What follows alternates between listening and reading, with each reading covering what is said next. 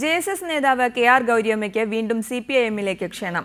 സംസ്ഥാന സെക്രട്ടറി കോടിയേരി ബാലകൃഷ്ണൻ ഗൗരിയമ്മയുടെ വീട്ടിലെത്തിയാണ് വീണ്ടും പാർട്ടിയിലേക്ക് ക്ഷണിച്ചത്. ജെഎസ്എസ് സംസ്ഥാന നേതൃത്വവുമായി ആലോചിച്ച ശേഷം തീരുമാനം അറിയിക്കാമെന്ന് ഗൗരിയമ്മ കോടിയേരിയെ അറിയിച്ചു. യുഡിഎഫുമായി പിണങ്ങിപ്പിരിഞ്ഞ ഗൗരിയമ്മ നേതൃത്വം നൽകുന്ന ജെഎസ്എസ് ഇപ്പോൾ എൽഡിഎഫിന്റെ പരിപാടികളിൽ പങ്കെടുക്കാറുണ്ട്.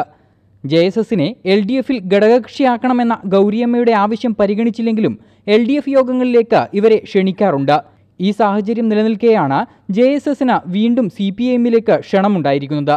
സിപിഐഎം സംസ്ഥാന സെക്രട്ടറി കോടിയേരി ബാലകൃഷ്ണൻ ഗൗരിയമ്മയുടെ ആലപ്പുഴയിലെ ചാത്തനാട്ടെ വീട്ടിൽ നേരിട്ടെത്തിയാണ് സിപിഐഎമ്മിലേക്ക് മടങ്ങണമെന്ന് ആവശ്യപ്പെട്ടിരിക്കുന്നത്.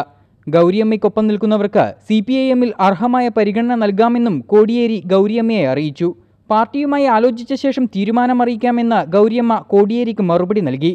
സിപിഐഎം ജില്ലാ സെക്രട്ടറി സജി ചെറിയാനടക്കം ജില്ലാ നേതാക്കളും കോടിയേരിക്കൊപ്പം ഉണ്ടായിരുന്നു. റിപ്പോർട്ടർ, ആലപ്പുഴ.